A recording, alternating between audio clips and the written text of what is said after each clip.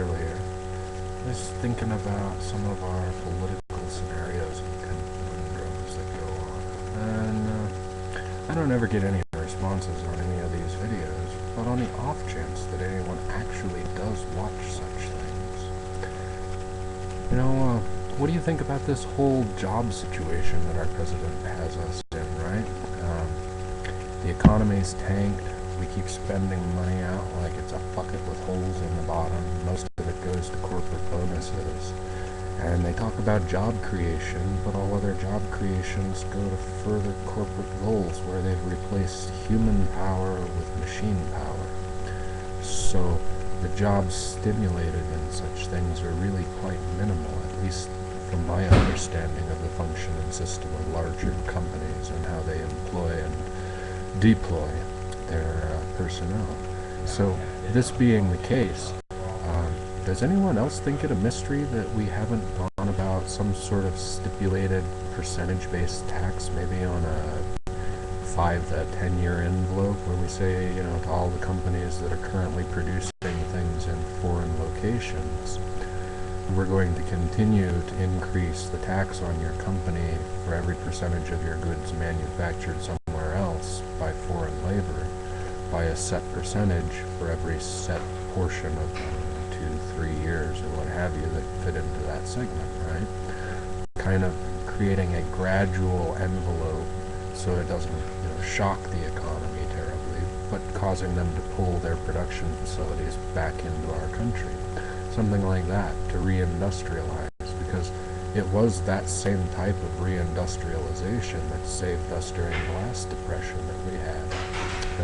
Roosevelt and all of his work programs and such, the timber mills, the road building and such. Well, we could do road repair nowadays, but there's not a whole lot of new infrastructure that needs built. Some of it that needs repaired, not so much that actually needs to be produced. So, with all of the auto companies moving out of Detroit and other likewise locations, Buffalo, New York, Oklahoma, where they used to have Indian motorcycles, places like that, right? Since we no longer produce anything, sadly enough, the only companies I can give kudos to for still making something in the state aren't even American-owned companies. We're talking Toyota and Subaru with their American production plants. But even there, it's fairly limited. They're not actually making the components for the cars here. They're just assembling them here. Which, that's good. That's assembly labor. That employs some people, although most of that's robotic nowadays, too. That's an issue or an idea, concept that I would like to put forward. The second is our currency situation, with the banks on a global scale manipulating not only our own nation, but so many other nations as well. And I know we've rather done away with the idea of an internalized banking system, but what about the currency issue? I've heard people argue fixed currencies, non-fixed currencies, metal backings. What about using a stone, a natural stone like an emerald or something that's difficult to replicate, or diamonds that are natural, or rubies, something that, although it can be synthetically replicated, is easily discernible, the difference between a natural and synthetically produced one. Something of a limited quantity that can be affixed, even if it's on a fluctuating scale, so that when we produce anything, our currency can't just be typed into a computer and fabricated. It would have to legitimately hold a set value, and they would have to post a notice to people when that value fluctuated.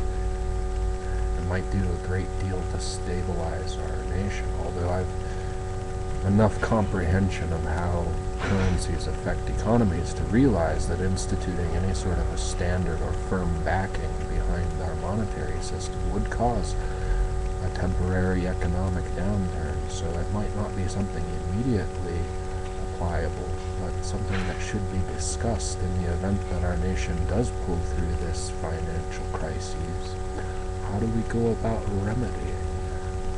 How can we reestablish a strong currency with a value that is not manipulated by a bunch of key-punching computer geeks, right? I mean, technology is all fine and good until it begins to hurt the entire fashion that your people and society live in. So, those are some of the intellectual or philosophical conversations that I'd like to try and spark. And they do border on politics, so I'll probably get a lot of positive and negative feedback if anybody watches this. But I thought to put the issue out there for anyone who might feel inclined to comment, because I think thought tanking on such topics and then spreading it about through non-conventional media such as YouTube may be one of the most readily available solutions. And so I bring forward the issue and my thoughts upon it for your consideration, general audience abroad. And I'm going to sign off now. Have a good day. I look forward to any comments or replies that this may incur.